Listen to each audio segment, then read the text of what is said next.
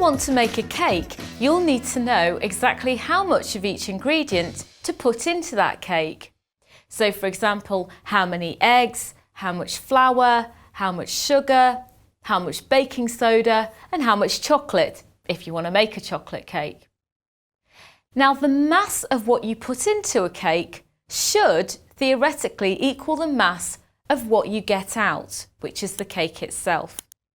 So in chemistry, we'll say that the mass of the reactants of a reaction should equal the mass of the products of a reaction.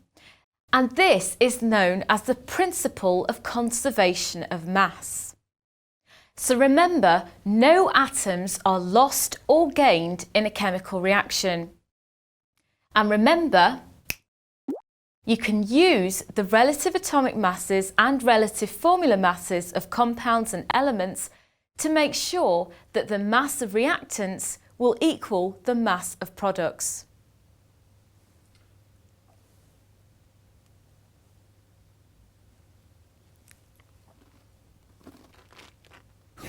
So for example, when limestone is heated, calcium oxide is produced. So how much calcium oxide will be produced when heating 25 grams of limestone? Let's have a look at the equation. So here we have calcium carbonate, which is heated to produce calcium oxide plus the gas carbon dioxide. Now remember, the big number in front of each substance tells us the relative number of moles. So in this case, there's 1 mole of calcium carbonate to 1 mole of calcium oxide and 1 mole of carbon dioxide.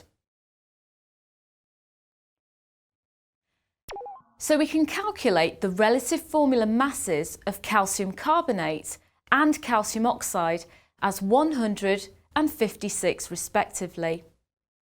So from this, you can work out the amount of calcium oxide produced by heating 25 grams of calcium carbonate.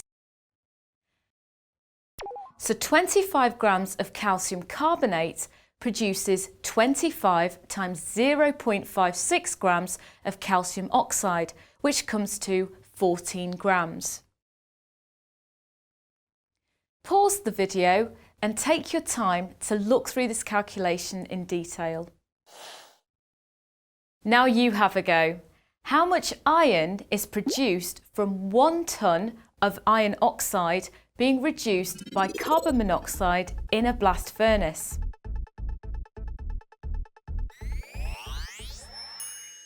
Let's have a look at the calculations.